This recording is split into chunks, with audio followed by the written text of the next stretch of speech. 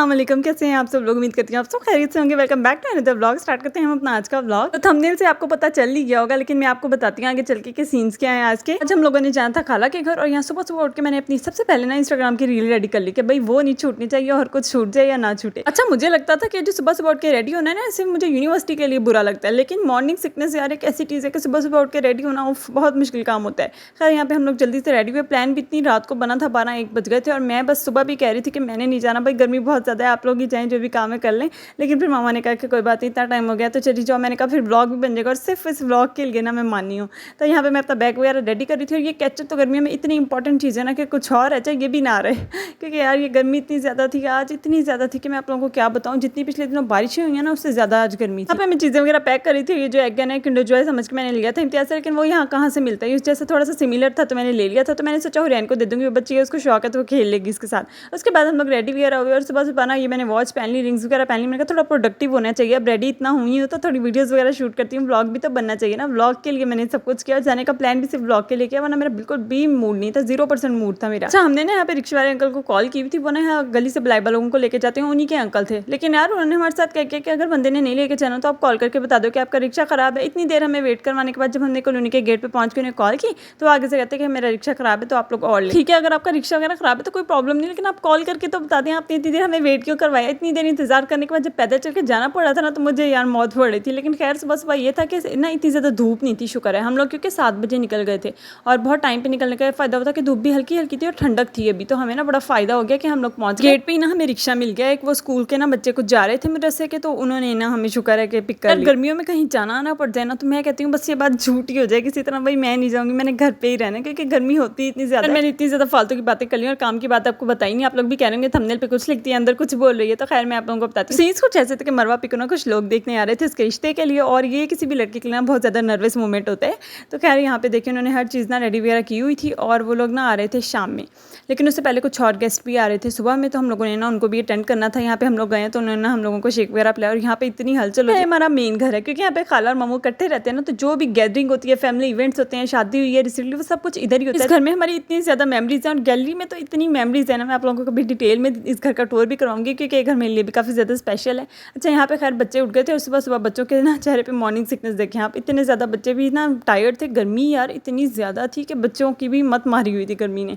और खैर ये उठ गए थे सुबह सुबह ही, और जब इन्हें पता चलता है ना कि आनी फुफ्फू आई हैं, तो बस सबके ही फेवरेट है आनी फुफ्फू। अच्छा, मरवा आप ही लोगों ने ना मामा को आनी कहना शुरू किया था खाला के तौर पे, लेकिन आगे से वो ना जितने भी बच्चे हैं वो फुफ्फो कह देते हैं, साथ आनी लगा। सबको यही लगता है कि उनका नाम ही शायद आनी है, तो ना सारे उन्हें इसी नेम से बुलाते हैं, आनी फुफ्फो, आनी खाला, तो ना उनका ये नेम फेमस हो गया है।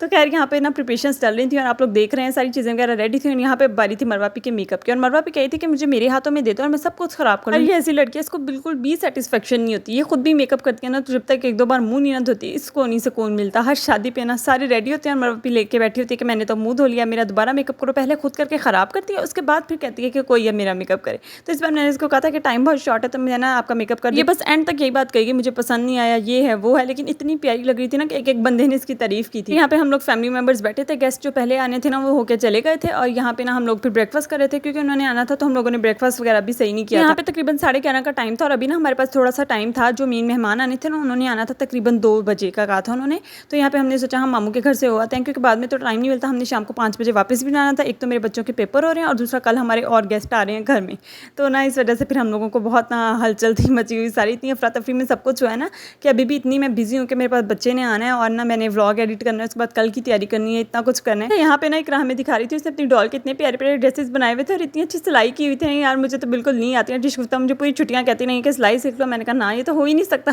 तो खैर यहाँ पे देखेंगे हम लोग ना छत पे बैठे थे, इतना नीचे हबस था और यहाँ बड़ा सुकून था। अच्छा, शादियों के दिनों में ना घर और ही वाइब दे रहा होता है, और अब देखिए काफ़ी ना सुनसान हुआ है।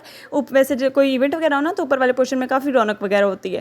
खैर यहाँ पे मैं ऊपर थोड़ी देर कमरे में बैठ गई, नीचे गेस्ट वगैरह आ गए थे, तो वो सब मिले, और ना माशाल्लाह सारा कुछ अच्छा हो गया। तो आगे अब देखें क्या रिस्पॉन्स मिलता है, तो इंशाल्लाह मैं आप लोगों के साथ आगे आने वाले ब्लॉग्स वगैरह शेयर करूँगी। अच्छा यार, ये जो छत है ना, इसमें हमारी इतनी मेमोरीज हैं। हम सारे कजन्स ना यहाँ पे तकरीबन इकट्ठे बड़े में, हम लोग तो मुल्तान से आते थे, ये सारे यहाँ होते थे, तो हम लोग ना इधर इतना खेलते होते थे, इतना हंसते थे, और बड़ा ना हमारी अच्छी मेमोरीज हैं। तो मुझे ये टाइम काफ़ी ज़्यादा ना पसंद है, इसलिए ना मैंने यहाँ पे काफ़ी सारे क्लिप्स वगैरह लिए।